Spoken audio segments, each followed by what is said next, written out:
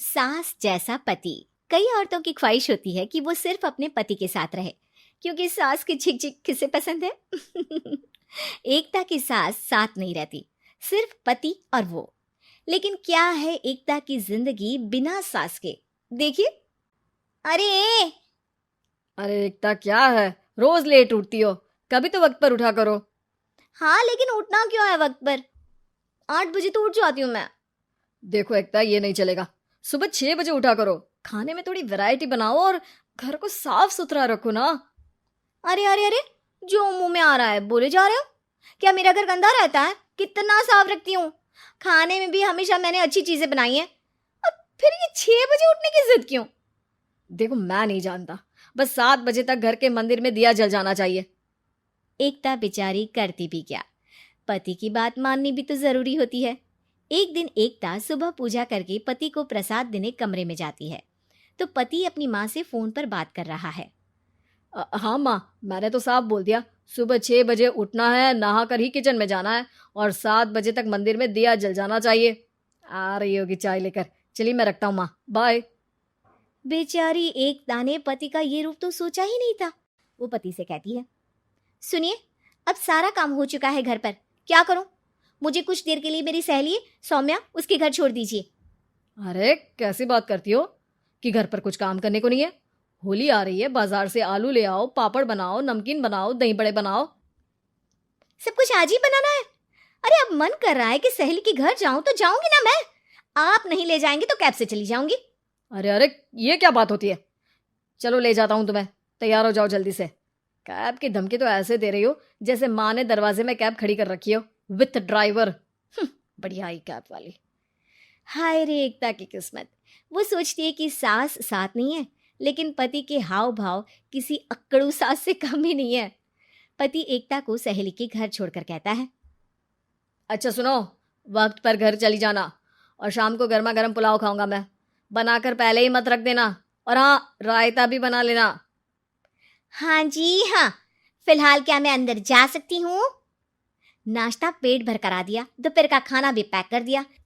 पहले जो खाया है उसे तो पचा लो, दिन का खा लो, अभी से रात के खाने की चिंता में बाल न जल जाए कहीं। पति को एकता की बात पर गुस्सा तो बहुत आता है, लेकिन ऑफिस में देरी के कारण वो कुछ नहीं कहता। एकता सहेली के पास जाती है, जहां सास बहू बैठकर गप्पे लड़ा रही होती हैं। हाय सौम्या। नमस्ते आंटी जी। अरे वाह एकता बेटा, बड़े समय बाद देखी, कैसी हो? अच्छी हूँ आंटी जी। घर का सारा काम हो गया था, बोर हो रही थी, सोचा सौम्या से मिलती चलूं। हाँ हाँ बच्चों, तुम लोग बैठकर गप्पे लड़ाओ, मैं तुम लोगों के लिए नाश्ते पानी का इंतजाम करती हूँ। सास ये बोलकर किचन में चली जाती है। अरे एकता, कैसे आना हुआ?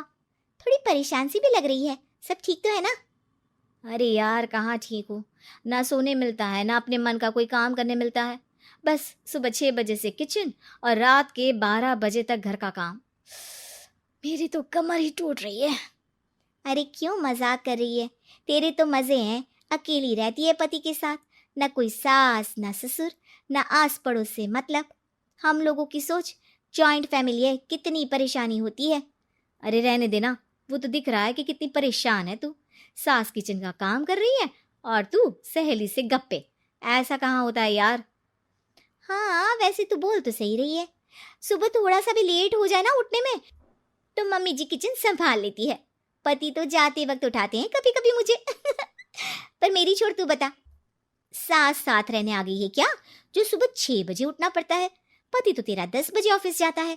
4 घंटा खाना बनाने में लग जाता है क्या तुझे एक लोगों का? अरे रहने देना यार, मेरा तो पति ही सास से कम नहीं है। सारा दिन का ड्रामा, अरे बातें सुनाना, बोलियां बोलना, कोसना, क्या क्या नहीं आता है उसे। यार मैं तो हैरान होती हूँ कभी कभी कि ये सास की आत्मा तो नहीं आ जाती ना इसमें। अरे परेशान हो चुकी हूँ। इतना ही नहीं, वो तो अपनी माँ से मेरी चुगली भी करता है। समझ गई। मतलब तेरे पति की गाड़ी चल यहाँ रही है, लेकिन रिमोट तेरी सास के पास ही है। अरे अब जो समझ, रिमोट है या कंट्रोल है। बस मेरा तो मुश्किल हो रहा है यहाँ रहना। सोच रही हूँ 2-4 महीने के लिए मायके चली जाऊं। क्या करेगी? 2-4-10 महीने बाद तो आना ही है ना यहाँ पर। तो क्या करूं, तलाक दे दूं क्या? अरे ये कोई सोल्यूशन नहीं है। तू अपने पति को सुधार भी तो सकती है। कैसे कैसे सुधारूं? सौम्या उसके कान में कुछ कहती है, जिसे सुन एकता खुश हो जाती है। अगले रोज हाय रे, मेरी तो टांगे ही नहीं चल रही है। हाय हाय हाय, बहुत दर्द हो रहा है भगवान। अरे क्या हुआ एकता? रुको, मैं माँ से पूछता हूँ।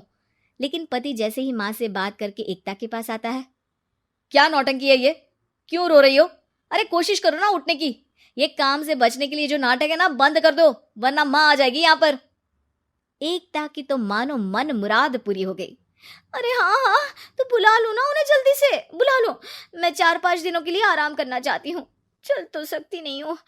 खाना पीना कैसे होगा? अब क्या था, सासू माँ आ जाती है एकता के घर। सासू माँ, मुझे ये हमेशा बताते हैं कि आप कितनी हार्ड वर्किंग है। बस अब अगले 15 दिनों तक मैं आपको देखूंगी और आपकी जैसी ही बनूंगी। ये बता रहे थे कि आप 5 बजे सुबह उठ जाती हैं और अरे बेटा, कुछ ज्यादा ही नहीं बता दिया तूने। अब नहीं माँ, मैं चाहता हूँ कि ये आपकी तरह तौर तरीके सीखे, जैसा आप मुझे बताती है ना। मैं तो हमेशा हॉस्टल में रहा, कभी देखा भी नहीं आपको, लेकिन मैं चाहता हूँ कि एकता पूरी आपकी कॉपी बने, घर गृहस्थी आप ही की तरह संभाले। हैं? हाँ। तो अब माँ जी यही है, तो क्यों ना कल से शुरू। लेकिन अगले दिन सास 9 बजे सोकर उठती है। बेचारा बेटा बाहर से खाना मंगा कर खाता है। शाम को घर आता है तो सारा घर बिखरा रहता है। अरे माँ, ये घर इतना बिखरा क्यों है? अरे वो बेटा, आज वक्त ही नहीं मिला किचन से। सुबह का नाश्ता, दिन का खाना, अब रात को तो मेरा मन ही नहीं है कुछ बनाने का, तो बाहर से ही ले आ, या दिन का जो खाना बचा है ना वही खा लेना। ओ माँ, इससे अच्छा तो एकता कर रखती है। भले ही आराम आराम से काम करती है, लेकिन आज तक मुझे बासी खाना नहीं खिलाया। खुद तो तुम 9 बजे उठी हो, वो तो फिर भी 8 बजे उठती थी। अरे बेटा, मेरे बस की नहीं है 8 बजे उठना। वो तो ना मैं झूठ बोल रही थी। मैं तो चली अपने घर। अरे कम से कम तेरे पापा मुझे सुबह की चाय खुद तो बना कर देते हैं ना। ना जी ना, मुझे नहीं रहना अपने बेटे के पास। ये बोलकर सासू माँ चली जाती है अपने घर और एकता की लाइफ फिर से सेट हो जाती है बहुत अच्छी तरह।